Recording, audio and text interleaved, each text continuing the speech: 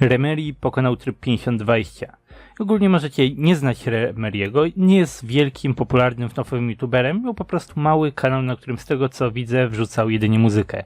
Miał mniej niż 100 subków zanim to się stało, ale podczas gdy grał, streamował i osiągał wysokie wyniki w Ultimate Custom Nightie, dobiło mu ponad 500 subków. Teraz od kiedy przyszedł grę ma ponad 3000 i wciąż rośnie. Naprawdę, nie dziwię się i Remery naprawdę zasłużył. Także mam dosyć ciekawy event, bo tryb 5020 wymagał masakrycznego skilla, sporej ilości farta. Remery nadrabiał RNG samym faktem, że streamował niemożliwe ilości czasu. Dzień przed wygraną streamował 17 godzin. Zrobił sobie 7-godzinną przerwę, najpewniej na sen, po czym wrócił i streamował jeszcze następne 6, 7, 10 godzin nawet.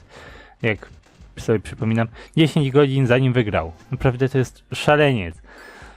Gratuluję sukcesu. Remery przeszedł grę jako pierwszy, ale dzisiaj Dawko pokonał ją jako drugi i tym samym wygrał konkurs ze Scottem. Scott pojawi się na wywiadzie z Dawko we FNAF Show. Nie ma znaczenia, że Dawko nie był pierwszy, nigdy słowa o czymś takim nie było w całym ich zakładzie. Ale na pewno ciekawi nas, co dalej. Ultimate Custom Night jest praktycznie ukończony, można jeszcze przyjść to w trudniejszy sposób, może nie korzystać z żadnych exploitów, żadnych trików z pluszankami, normalnie kupować wszystko i tak dalej.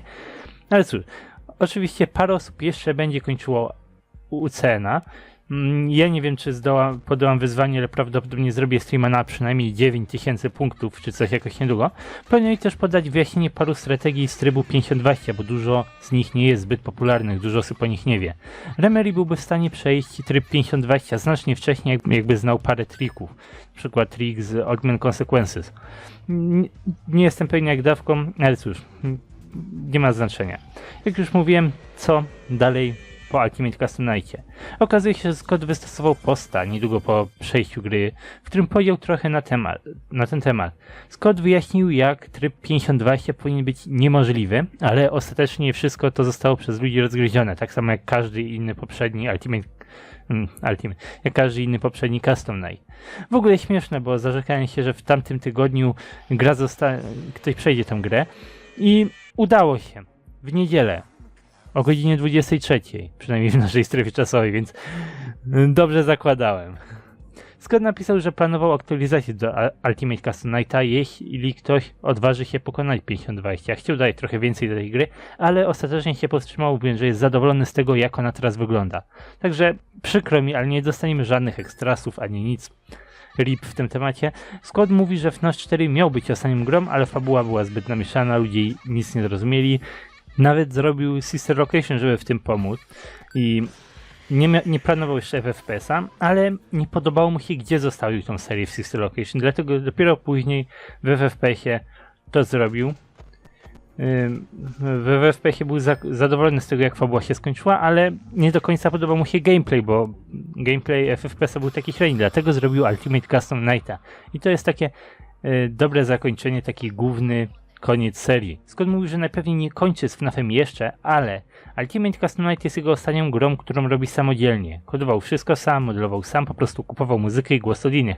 Ale teraz będzie to wyglądało zupełnie inaczej. Najwyraźniej złoży jakiś zespół, ludzie będą dla niego pracować, ludzie będą dla niego modelować, kodować itd., itd. I też najprawdopodobniej skończy już z fabułą FNAF-a. Jeżeli będzie robił więcej FNAF-u, to będą to po prostu gry w uniwersum, a nie bardzo jakieś tam fabularne hinty, tak jak cały czas było. Na końcu posta Scott powiedział, że ma coś większego w planach do zrobienia, więc nie usłyszymy od niego nic przez jakiś moment. Ale coś się dzieje. Prawdopodobnie niedługo Scott Games może się zmienić w tą większą firmę, Scott będzie robić więcej dla swoich fanów. Możliwe, że ruszy tego Endless Tycoona. To była jedna z dwóch rzeczy, które chciał zrobić. Albo Endless Tycoon, albo Ultimate Custom Night. Szczerze, cieszę się, że wybrał to drugie, bo było warto.